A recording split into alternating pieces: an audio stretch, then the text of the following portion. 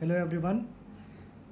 जैसा कि आपको मालूम है कि मैंने एक सीरीज़ शुरू किया है जिसमें हम क्वांटिटेटिव एप्टीट्यूड के क्वेश्चंस डिस्कस करने वाले हैं डिफरेंट गवर्नमेंट एग्ज़ाम्स के।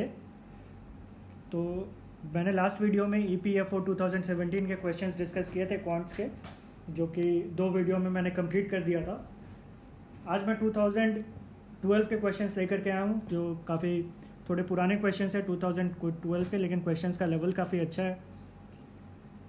तो इससे पहले कि हम आगे बढ़े, मैं चाहता हूं कि आप एक बार उन दोनों वीडियोस को देख लें, क्योंकि वो रीसेंट क्वेश्चंस है। तो उसके लिंक मैं आई बटन और डिस्क्रिप्शन में दे दूंगा, वहां से आप वो दोनों वीडियो एक्सेस कर सकते हैं।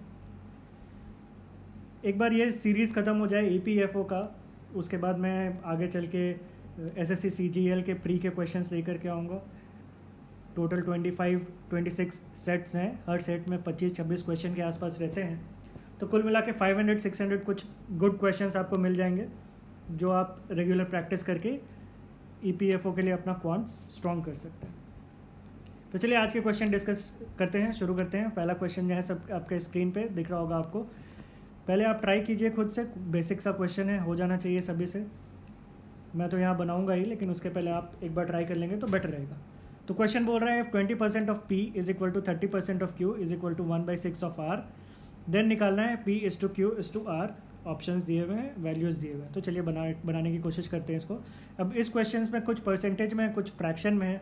तो सबसे पहले हम इनको फ्रैक्शंस में सिमिलर टाइप के यूनिट में कन्वर्ट कर देते हैं, फ्रैक्शंस में कन्वर्ट कर देते हैं। उसके लिए मैं दो वैल्यूज़ को एक साथ लेता हूँ, दैट इज़ 20% ऑफ P।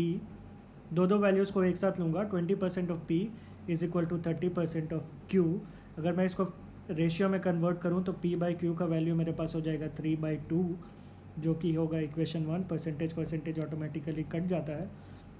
अब इक्वेशन नंबर 2 अगर हम बनाना चाहें तो इक्वेशन नंबर 2 में है 30% of Q is equal to 1/6 R। 30% of Q, अगर मैं परसेंट यहाँ से हटाऊँगा तो डिवाइडेड बाई 100 करना पड़ेगा, ये 0 ऑटोमेटिकली कट गया। तो Q अपॉन R आ गया 10/18, इक्वेशन नंबर 2। अब हमको P is to Q is to R का रेशियो निकालने के लिए एक कॉमन वैल्यू देखना पड़ेगा, जो कि है Q दोनों इक्वेशंस में। अब एक इक्वेशन में Q का वैल्यू 2 है, दूसरे इक्वेशन में Q का वैल्यू 10 है, जो कि पॉसिबल नहीं है, ऐसा तो नहीं हो सकता। Q का वैल्यू दोनों जगह इक्वल होना चाहिए। तो हम दोनों को इक्वल करने की कोशिश करते हैं। तो पहले वाले इक्वेशन में अगर Q का वैल्यू को हमको इक्वल करना तो 5 से मल्टीप्लाई करना पड़ेगा। तो हम न्यूमरेटर एंड डिनोमिनेटर दोनों को 5 से मल्टीप्लाई कर देते हैं। तो हमारा जो वैल्यू कन्वर्ट होकर के आ जाएगा दैट इज़ 15/10। तो हम इसको फ्रैक्शन में लिख सकते हैं, अब रेशियो में लिख सकते हैं। तो P is to Q is to R का अगर हम रेशियो लिखने जाएँ तो P का वैल्यू हो जाएगा 15, Q का वैल्यू हो जाएगा 10, R का वैल्यू हो जाएगा 18, जो कि होगा हमारा answer, that is option number D। काफ़ी ठीक ठाक ही क्वेश्चन था, इतना डिफ़िकल्ट नहीं था, कर सकते हैं आप सभी। अब चलते हैं हम दूसरे क्वेश्चन की तरफ। दूसरा क्वेश्चन क्या बोलता है, a tree increases annually by 1/8 of its height, what will be the height after 2 years if it stands today 64 metre high. मतलब एक पेड़ है, उस पेड़ का हाइट आज 64 सेंटीमीटर दे रखा है। हर साल वो अपने प्रीवियस हाइट के 1/8 हाइट से बढ़ रहा है। तो प्रीवियस हाइट अगर उसका 64 है तो एक ईयर में वो 1/8 इसके 1/8 से बढ़ेगा, दैट इज़ 8 से बढ़ेगा। तो फर्स्ट ईयर में जो उसका बढ़ा हुआ हाइट आ जाएगा दैट इज़ 72। अब फिर सेकंड ईयर में भी वो 1/8 से बढ़ेगा, तो 72 का 1/8 इज़ 9। तो अब जो उसका हाइट आ जाएगा 72 + 9 विच इज़ 81। तो क्वेश्चन ईजी था, 30 सेकेंड्स का क्वेश्चन था। ऑप्शन नंबर C होगा हमारा आंसर, दैट इज़ 81। अब इस टाइप के क्वेश्चन जहाँ पे हमारे पास सक्सेसिव इंक्रीमेंट दिया हुआ रहता है, उसमें हम एक रेशियो मेथड से भी उस क्वेश्चन को सॉल्व कर सकते हैं। हालांकि यहाँ पे वो लगाने की ज़रूरत नहीं थी, क्योंकि ये क्वेश्चन तो काफ़ी इजी था, बट आने वाले क्वेश्चंस में आप वो अप्लाई कर सकते हैं। तो इसलिए मैं ये मेथड नंबर 2 आपके साथ डिस्कस कर रहा हूँ। तो ट्री 1/8 हाइट से बढ़ रहा है, यानी कि अगर उसका आज के दिन हाइट 8 है, तो इस ईयर में अगर उसका इनिशियल हाइट 8 है तो फाइनल हाइट हो जाएगा 9 फर्स्ट ईयर में। सेकेंडली सिमिलरली सेकेंड ईयर में उसका हाइट 8 से बढ़ करके 9 हो जाएगा।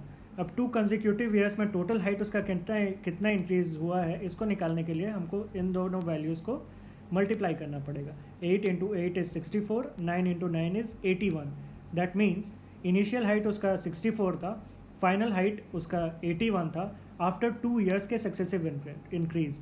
अब अगर हमको इनिशियल और फाइनल वैल्यू निकालने हैं तो 64 हमारा, क्योंकि क्वेश्चन में भी वैल्यू 64 ही दे रखा है यहाँ, तो यहाँ पे हमको और कुछ चेंज करने की ज़रूरत नहीं है, तो हमारा आंसर जो हो जाएगा वो डायरेक्टली फाइनल इंक्रीज हाइट 81 हो जाएगा। लेकिन अगर क्वेश्चन में 64 के जगह कुछ और वैल्यू दे रखा होता, मान लीजिए 128 दे रखा होता था, तो हमको 64 को 2 से मल्टीप्लाई करना है, तो फाइनल वाले के लिए भी हमको इसको 2 से मल्टीप्लाई करना पड़ता, तो हमारा जो इंक्रीज हाइट आता वो आता 162।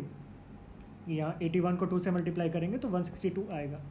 तो इस तरीके से ये क्वेश्चन हम सॉल्व कर सकते थे। अगर 2 के जगह हमको 3 इयर्स का दिया हुआ होता तो सिमिलर मेथड हमको 3 बार अप्लाई करना पड़ता। 8:9 for first year, 8:9 for second year, 8:9 for third year. अब 8 का क्यूब होता है 512, 9 का क्यूब होता है 729, तो इनिशियल हाइट होता 512, फाइनल हाइट होता 729। अब क्वेश्चन में जो वैल्यू दिया हुआ होता इनिशियल का या फाइनल का, उसके अकॉर्डिंग आपको यूनिटरी मेथड लगा करके दूसरे का वैल्यू निकाल लेना होता था। चलिए हम मूव करते हैं क्वेश्चन नंबर 3 के तरफ। क्वेश्चन नंबर 3 मेंसुरेशन का है। क्वेश्चन नंबर 3 बोल रहा है the sides of the triangle, एक ट्राइंगल दिया हुआ है, त्रिभुज दिया हुआ है जिसके साइड्स बोल रखे हैं। ट्राइंगल का नामकरण कर देते हैं। ट्राइंगल का नाम है GHL, इसके साइड्स GH दिए हुए हैं 65, HL का वैल्यू दिया हुआ है 75 और LG का वैल्यू दे रखा है 80। अब ट्राइंगल का साइड्स दे रखा है, हमको एरिया निकालना है ट्राइंगल का। अब क्योंकि ये स्केलिंग ट्राइंगल है जिसके तीनों साइड्स, तीनों वैल्यूज़ अलग अलग हैं, तो हम उसके लिए हमको मालूम है कि हीरोन्स फॉर्मूला हम लगाते हैं ट्राइंगल का एरिया निकालने के लिए। जब वो सारे वैल्यूज़ स्केलिंग ट्राइंगल का एरिया निकालने के लिए, तो उसका फॉर्मूला है square root of S minus A, S minus B, S minus C, जहाँ पे S है semi perimeter which is equal to A plus B plus C by 2, and जो ABC है वो ट्राइंगल का साइड से, किसी भी साइड को आप कुछ भी मान सकते हैं, ऐसा कुछ ज़रूरी नहीं है कि किसको A मानना है, किसको B मानना है, किसको C मानना है। तो चलिए इस फॉर्मूला में हम इस वैल्यू को पुट करने की कोशिश करते हैं और देखते हैं क्या आंसर आता है हमारा। तो क्वेश्चन में क्या था, S का वैल्यू हो गया हमारा कितना वैल्यूज़ थे, S के क्या क्या वैल्यूज़ थे। S का वैल्यू था 65 plus 80 plus 75 which is equal to 220। तो S का वैल्यू हो गया 220 divided by 2 which is equal to 110। अब इसको हम ये इस ट्राइंगल के एरिया में पुट करते हैं। Delta is equal to square root of 110 into 110 minus 65 which is equal to 45 और 110 minus 75 which is equal to 35 और 110 minus 80 which is equal to 30। अब सिर्फ कुछ नहीं है, इस इक्वेशन को सॉल्व करना है। सॉल्व करने में थोड़ी सी कॉम्प्लिकेशंस आ सकती है, बट देखते हैं उसको कैसे सॉल्व करते हैं। अब मुझे यहाँ पे 1 0 यहाँ पे दिख रहा है, 1 0 यहाँ पे दिख रहा है, तो मैं इसको सिमिलर, इसको छोटे छोटे फैक्टर्स में ब्रेक कर देता हूँ। मैं यहाँ 11 इंटू 10 कर देता हूँ। 45 को मैं 5 इंटू 9 लिख सकता हूँ, 35 को मैं 5 इंटू 7 लिख सकता हूँ और 30 को मैं 3 इंटू 10 लिख सकता हूँ।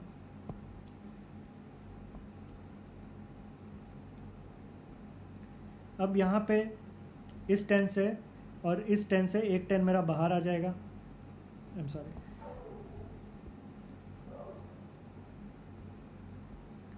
एक 10 मेरा बाहर आ जाएगा। 5 और 5 से एक 5 बाहर आ जाएगा।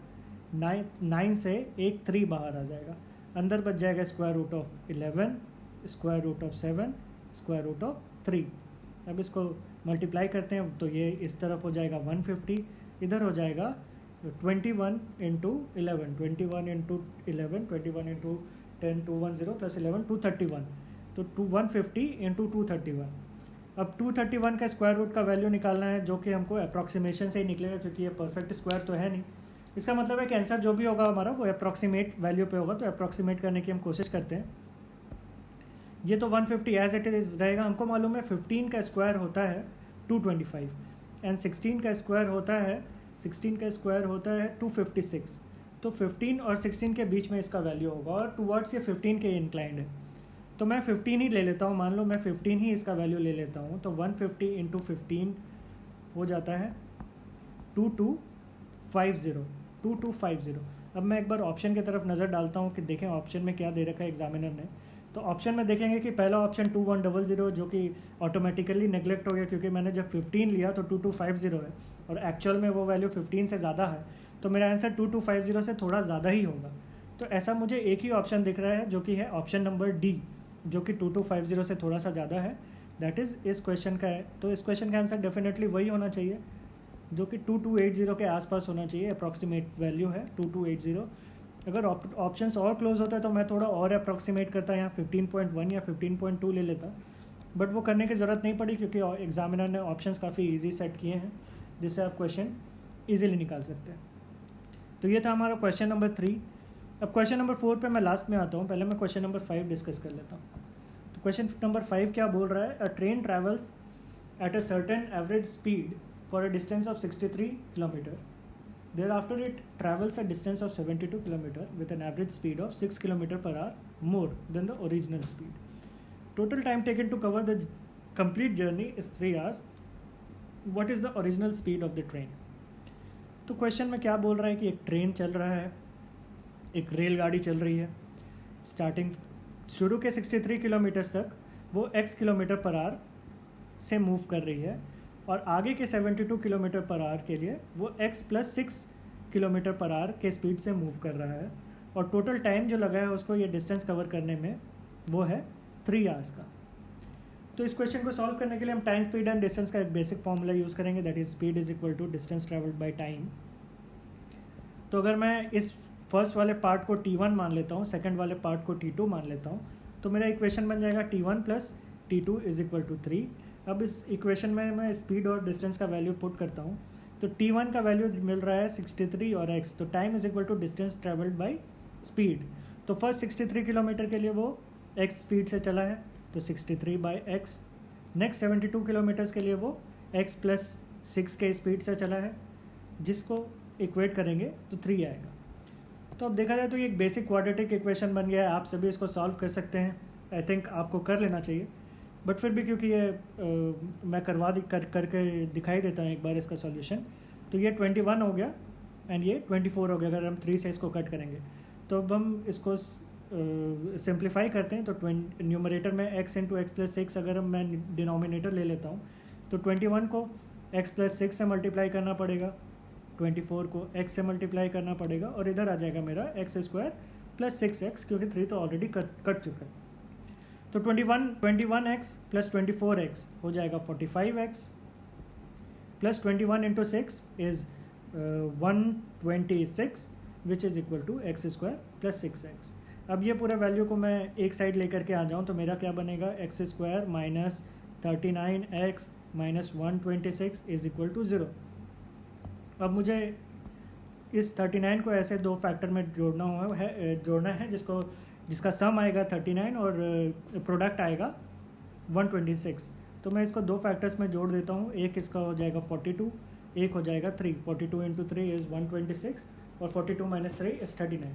तो मेरा आंसर यहाँ पे आ गया 49, जो कि मैं इक्वेशन मुझे सॉल्व करने की आगे ज़रूरत ही नहीं क्योंकि 3 तो हो ही नहीं सकता बिकॉज वो ऑप्शन में है नहीं। तो मेरा आंसर होगा 42। आप इस इक्वेशन को और सॉल्व कर सकते हैं, बेसिक क्वाड्रेटिक इक्वेशन है, कोई प्रॉब्लम नहीं आएगी सॉल्व करने में। आगे आने वाले वीडियोस में हम क्वाड्रेटिक इक्वेशन को भी क्विकली सॉल्व करना सीखेंगे कि कैसे हम इस इक्वेशन को बिना क्वाड्रेटिक बनाए हुए भी सॉल्व कर सकते थे, सिंपली वैल्यू पुट करके और कुछ फैक्टर्स को नंबर क्रंचिंग करके कुछ नंबर्स को क्रंच करके हम फैक्टर्स निकाल सकते थे। बट अभी फ़िलहाल के लिए 42 हमारा आंसर है, जो कि है ऑप्शन नंबर बी। अब हम चलते हैं क्वेश्चन नंबर 6 के तरफ। क्वेश्चन नंबर 6 मेंसुरेशन का क्वेश्चन है, जिसमें क्या बोल रहा है कि an iron rod of 1 centimetre diameter and 8 centimetre length is drawn into a wire of 18 metre length with uniform thickness, the thickness of the wire would be. तो mensuration का क्वेश्चन है, तो प्लीज़ आप ये पता होना चाहिए कि मेंसुरेशन में जब दो चीज़ें पता होना चाहिए, एक तो मेंसुरेशन का बेसिक फार्मूला पता होना चाहिए हमको, दूसरा ये पता होना चाहिए जब किसी मटेरियल को हम मेल्ट करते हैं तो प्रेजेंट मटेरियल और मेल्टेड मटेरियल का वॉल्यूम सेम होता है, या फिर अगर हम उसका शेप चेंज कर रहे हैं विदाउट मेल्टिंग तो उसका पेरीमीटर सेम होता है।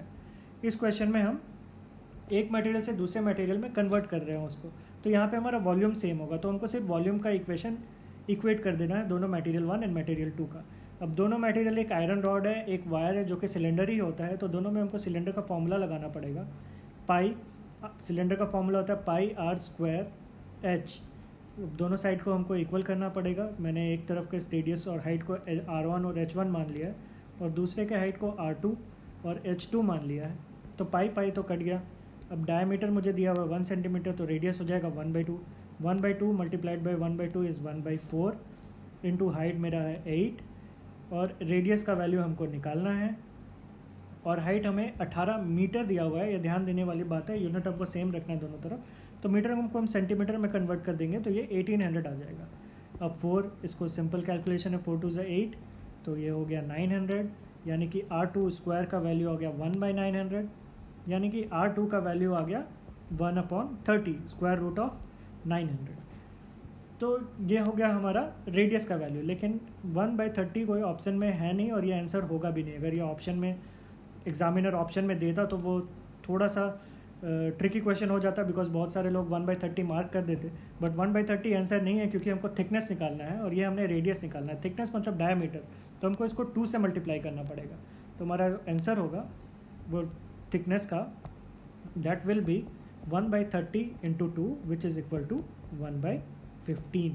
तो ये हमारा आंसर है जो कि है ऑप्शन नंबर सी। तो मेंसुरेशन का क्वेश्चन ठीक ठाक क्वेश्चन था, फॉर्मूला बेस्ड क्वेश्चन था। अब ये हमारा चलते हैं हम आगे 7 नंबर क्वेश्चन की तरफ, जो टाइम स्पीड एंड डिस्टेंस के ट्रेन्स का क्वेश्चन है। इसमें क्या बोल रहा है, a 60 metre long train travels at a uniform speed of 72 kilometre per hour if it passes non stop along the 600 metre platform of a wayside station, what is the elapsed time for the train to entirely clear the platform. तो सबसे पहले हमको ये पता होना चाहिए कि जब हमारे पास स्पीड किलोमीटर पर आवर में दिया हुआ रहता है तो हमको उसको मीटर पर सेकंड में कन्वर्ट करने के लिए 5/18 से मल्टीप्लाई करना रहता है, और जब मीटर पर सेकंड में दिया हुआ रहता है और उसको किलोमीटर पर आवर में कन्वर्ट करने के लिए 18/5 से मल्टीप्लाई करना रहता है। तो ये एक basic formula conversion, value conversion है जो हमको याद होना चाहिए, because time speed and distance में जनरली ये यूनिट्स में ही कन्फ्यूजन होता है। तो अब इस क्वेश्चन को सॉल्व करना है, ईजी क्वेश्चन है। इसमें क्या है, एक ट्रेन मूव कर रही है, ट्रेन का लेंथ दे रखा है 60 मीटर और प्लेटफॉर्म का लेंथ दे रखा है 600 मीटर। तो कितने देर में ये ट्रेन ये प्लेटफॉर्म को क्रॉस कर लेगी, दैट मीन्स ट्रेन को का टाइम निकालना है जब ये टोटल डिस्टेंस वो क्रॉस कर ले। तो इस टाइम का फॉर्मूला होता है डिस्टेंस ट्रेवल बाई स्पीड। तो इस केस में डिस्टेंस क्या हो जाएगा, 600 प्लस 60 दैट इज़ 660। अब ट्रेन का स्पीड है 72 किलोमीटर पर आवर और ये डिस्टेंस है मीटर में, तो हमको ये मीटर पर सेकंड में कन्वर्ट करना पड़ेगा। इसके लिए हमको इसको 5/18 से मल्टीप्लाई करना पड़ेगा। 5/18 से मल्टीप्लाई कर लेंगे तो 4 8 72, तो 5 4 20 से अगर हम डिवाइड करें तो हमारा आ जाएगा 33 सेकंड्स, जो कि है हमारा ऑप्शन नंबर डी। 33 सेकंड्स होगा इसका आंसर। तो बस यूनिट का हमको ध्यान रखना है कि किस यूनिट में हम कैलकुलेशन कर रहे हैं, बाकी क्वेश्चन नॉर्मल स्पीड के फॉर्मूले पे ही बेस्ड है। दूसरा क्वेश्चन ये भी टाइम स्पीड एंड डिस्टेंस का है। इस क्वेश्चन में क्या बोल रहा है, train is 75 metre long and travels at a uniform speed of 54 km per hour. Train B is 125 meter long and travels at a uniform speed of 36 km per hour in the opposite direction of that of train A. If these trains are crossing at a double track stretch, what is the time taken for the two trains to fully clear each other? मतलब question क्या बोल रहा है कि एक double track देखा होगा आपने, 2 ट्रैक का ट्रेन है, स्टेशन है, एक तरफ से ट्रेन ए जा रहा है, एक तरफ से ट्रेन बी जा रहा है, दोनों अपोजिट डायरेक्शन में चल रहे हैं। एक ट्रेन का लेंथ दिया हुआ है 75, दूसरे का लेंथ दिया है 125, एक का स्पीड दिया है 54, दूसरे का स्पीड दिया है 36। तो इन दोनों ट्रेन को आपस में क्रॉस करने में, फुली क्रॉस करने में कितना टाइम लगेगा। सेम यहाँ भी टाइम निकालना है तो speed is equal to distance by time वाला फॉर्मूला लगेगा। अब एक चीज़ याद रहना चाहिए, जब 2 ट्रेन अपोजिट डायरेक्शन में मूव कर रहे होते हैं तो उसका स्पीड हमको ऐड करना पड़ता है, रिलेटिव स्पीड को हम ऐड करते हैं, और जब सेम डायरेक्शन में चलते हैं तो उनका रिलेटिव स्पीड सबट्रैक्ट होता है। तो यहाँ क्योंकि ये दोनों ट्रेन सेम डायरेक्शन में चल रहे हैं तो हमको उनका रिलेटिव स्पीड दैट इज़ 54 + 36 ये ऐड करना पड़ेगा। तो जो फॉर्मूला पे पुट करने जाएंगे इसको, speed is equal to distance travelled by time का, तो चलिए पुट करके देखते हैं क्या होता है। Speed is equal to distance travelled by time, तो time taken is equal to distance travelled by speed. अब डिस्टेंस ट्रैवल कितना कवर करना है, 125 भी कंप्लीट करना है प्लस 75, क्योंकि दोनों ट्रेन्स को फुली क्रॉस करना है, तो फुली क्रॉस करने के लिए ये भी डिस्टेंस को कवर करना पड़ेगा, ये भी कवर करना पड़ेगा। तो 125 प्लस 75 इज इक्वल टू 200, और टाइम का वैल्यू हो जाएगा 54 plus 36 which is equal to 90 kilometre per hour. अब सिंस ये डिस्टेंस मीटर में है, अब ये किलोमीटर में है, तो इसको हमको 5/80 से मल्टीप्लाई करना पड़ेगा। तो 80 से मल्टीप्लाई करेंगे तो अगर इसको हम सिंप्लीफाई करें तो 18 5 ज़ा 90, तो ये कट करके आ जाएगा 200/25 which is equal to 8 metre per second. 8 second, I am sorry, time निकालना हमको, तो 8 सेकेंड होगा। तो हमारा आंसर होगा ऑप्शन नंबर बी, 8 सेकेंड।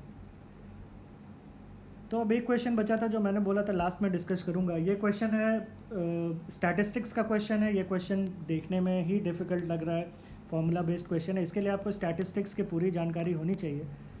तो ये क्वेश्चन यहाँ पे बताना थोड़ा सा सही नहीं रहेगा, इसके लिए आपको स्टैटिस्टिक्स मुझे as a separate chapter cover करना पड़ेगा, तब जा करके मैं आपको बता पाऊँगा कि स्टैंडर्ड डेविएशन क्या होता है, मीन क्या होता है, स्टैंडर्ड डेविएशन क्या होता है। देन हम वेटेड एवरेज निकाल करके ये क्वेश्चन को सॉल्व करेंगे। तो ये क्वेश्चन मैं तब डिस्कस करूंगा जब हम स्टैटिस्टिक्स करने वाले हैं। मीनवाइल आप में से किसी को स्टैटिस्टिक्स पे आपका कमांड है तो आप ये क्वेश्चन ट्राई कर सकते हैं और कमेंट बॉक्स में आंसर पोस्ट कर सकते हैं। तो अभी फ़िलहाल के लिए इस वीडियो में इतना ही। हमने टोटल 8 क्वेश्चन डिस्कस किए हैं, इसके साथ हमारा 2012 का पेपर कंप्लीट हो जाता है। अब कल या परसों मैं लेकर के आऊँगा जो नेक्स्ट ईयर होंगे 2013 या 2014 में जो भी क्वांट्स के क्वेश्चन डिस्कस हुए होंगे वो करेंगे। तो अभी फ़िलहाल के लिए इस वीडियो में इतना ही। Thank you so much.